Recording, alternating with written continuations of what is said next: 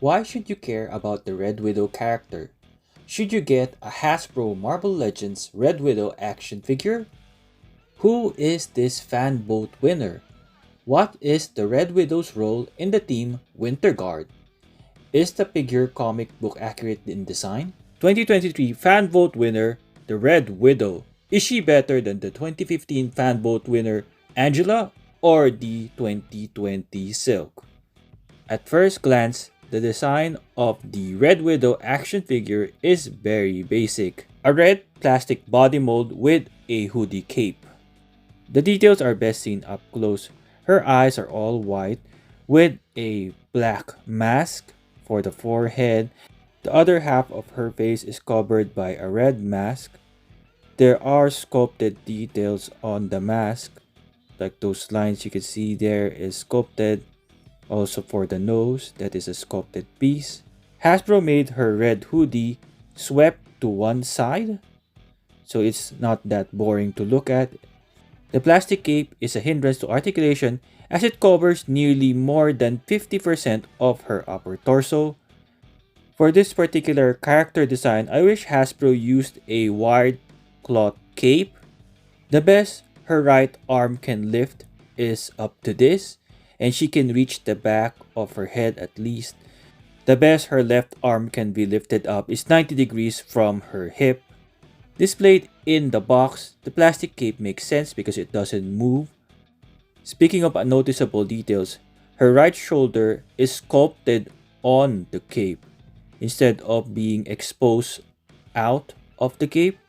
If a hole was made, it would not look right in certain poses, so I guess this is the best that Hasbro can do. Her red thin strap-like belt is a separate piece, it stays in its place. The red plastic strap on her lower torso and her legs are very thin. For the left leg, this particular strap has a knife sheath, but there's no knife for you to plug in, or you cannot plug in a knife. The right one is very loose. You can simply remove it.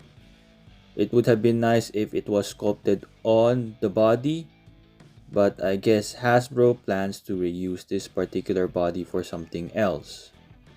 So you just need to tighten it up, maybe cover the upper thigh swivel so it becomes hidden. She has double jointed pinless knees.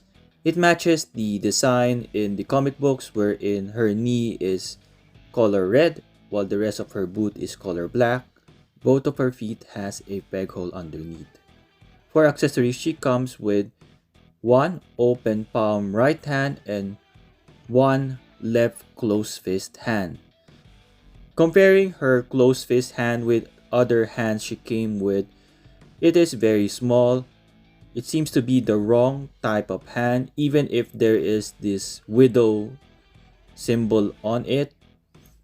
Side by side with a weapon holding hand, her weapon holding hand, you can see how small the fingers are. Using the X-Men 97 Jean Grey closed fist hand, it seems to be the right size compared to this small closed fist hands that she came with. The similar small baby hands were included with Vertigo from the X-Men Villains 5-pack. Clearly, this hand was repurposed to be her hand with the widow symbol, but Hasbro picked the wrong size of hands. She comes with a pair of weapon holding hands. This gives us a total of 4 hands for Red Widow. The widow symbol in black is painted on the hands. This same hands can be used to hold her spear. Both ends of the spear has a blade. This is consistent with the spear that she held in the comic books. It has a shiny silver finish for the blades. In the comments below, after seeing all the accessories and details of the Red Widow, are you happy with this? Is it better than the other fan vote winners, Angela and Silk? Thank you for taking time to check out this review. I'm Tigerknight! What sets the Red Widow character apart and why should you get this action figure? This character, who shares the name with Natasha, the Black Widow, and Yelena, the White Widow, is a product of the Red Room. Her body, a canvas of scars, is a testament to her intense training. Just like Captain America, she received a version of the super soldier serum. She was ruthless in interrogating Count Dracula and killing his consorts. When the Phoenix came back to Earth to choose a new avatar, the Red Widow was chosen by the Phoenix to compete with other potential avatars in the White Hot Room. She took the Winter Guard's leadership role from Crimson Dynamo. She led a Winter Guard whose roster matches the Avengers. Missing a Hulk, they kidnapped She-Hulk. Red Widow's rise to fame and power coincidentally happened during the premiere of the Black Widow movie in 2021. With both Yelena and the Red Guardian in the MCU Thunderbolts movie coming up, I wonder if they will face the Winter Guard and we will see the first appearance of the Red Widow in the MCU. As of this recording and based on my research, the Red Widow has appeared mostly in Avengers Volume 8. Adding her appearance in Winter Guard 1 to 4 and the Marvels number 12, she appeared less than 20 comic book issues so far. Without her cape, the Red Widow is your typical Marvel Legends female body mold. She can now do a full 360 with her arms and you can move her bicep swivel. You can now maximize the use of her double-jointed finless elbows. She can crunch forward a little bit, but not that much, but she can crunch back that far, which she cannot do with her cape. I believe the upper torso is brand new. Hasbro needed to modify the upper torso so she can fit in with the cape, because the cape covers her upper torso. So Hasbro needed to lessen the chest or the bust size. Comparing her to a recent new female body mold with double jointed pinless elbows and knees, we have Lady Bullseye. You can see clearly how different the upper torso is. It's really a brand new sculpt. Initially, I thought this was a reuse of the upper torso of the X-Men 97 Jean Grey, but the shape of Jean Grey's upper torso is different from the Red Widow. I hope no one attacks me in the comments when I say that in my observation this is a brand new torso because I don't have every Marvel Legends made. In terms of her weapon, it is exactly the same as the one that came with the Marvel Knights Daredevil or King Daredevil. The only difference that I can see is probably the red plastic. The red plastic of Daredevil is brighter, unlike Red Widow is a bit crimson or darker red in terms of color. The sphere is a total of 18.2 centimeters long. That includes the silver blades. I don't see a big difference in terms of the blades, but the big difference of course is the handles of the sphere. The Red Widow action figure stands 15.2 centimeters or 5.9 inches tall. I cannot find her actual height in Marvel.com, but standing side by side with Darkstar, who is 5 feet 6 inches, it seems that they are of the same height. In action figure form, both Darkstar and Red Widow seems to be of the same height, and here they are besides Ursa Major. For a Marvel Legends 6-inch scale short male size comparison, we have X-Men 97 Wolverine, and for normal size male, we have Renew Your Vows Spider-Man. Next, we have her besides X-Men 97 Cyclops and Jean Grey. Red Widow besides a teenage female body mold Magic, and we have Wolfsbane, which I reviewed recently. Next, we have her besides the Deadly Origins Black Widow and the best articulated female body mold Black Widow. Next, we have her besides Kaysar and Icarus from the same Zabu Build-A-Figure wave. Larger figures from the Zabu Build-A-Figure wave, we have Capcom Cable and Black Winter Thor.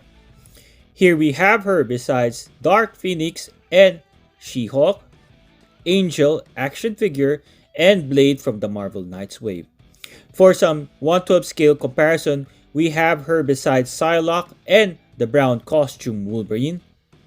For a 6-inch scale versus 7-inch scale size comparison, On the left, the 6-inch scale Marvel Legends X-Men 97 Rogue, and on the right, Marvel Select Rogue. Next we have is Toyvis Juggernaut, and we have the 7-inch scale Diamond Select Toys Marvel Select Juggernaut. Marvel Legends 6-inch scale 80 Years of Marvel Hulk, and we have the 7-inch scale Diamond Select Toys Marvel Select Hulk. 6-inch scale Loose Collector Ladies Darna and She. The Red Widow action figure comes in the standard Marvel Legends packaging for a Build-A-Figure with a window. You can see the figure, the name is Red Widow. On the side is art taken from Avengers number 16, March 2019. On the back is the same art. A short read-up, pause it right now if you want to have a read. Next we have the figures from this Zabu Build-A-Figure wave. You only need 6 figures to build Zabu. On the side is the same art from the back. At the bottom, some warnings and legalities, and on top, Marvel instead of the usual Avengers logo. The recommended retail price for this figure is $24.99 USD. For Australia, her recommended retail price is 45 AUD. In our shop, we sold her for 40 AUD. For articulation, her head can move from side to side with some hindrance from the cape and from her hoodie. This makes it hard for her to look up or down, even move her arms around. She has double jointed pinless elbows. Again, it's not optimized because of the cape. She can crunch backward that far, just okay. Crunch forward that much. She doesn't have a waist swivel. It's really hard for her to move with that cape. She can do a split really well. She has an upper thigh swivel right here. She can kick that far. Double jointed pinless knees. Her feet can hinge forward and back, and she has an ankle rocker. Compared to 2015 fan vote winner Angela, this figure is a little bit less in terms of accessories. I'm not sure whether you consider the cape a good accessory. For me, it just limits her articulation. I hope Hasbro would stop using plastic capes and would follow the lead of Star Wars Black Series, wherein they started using cloth goods.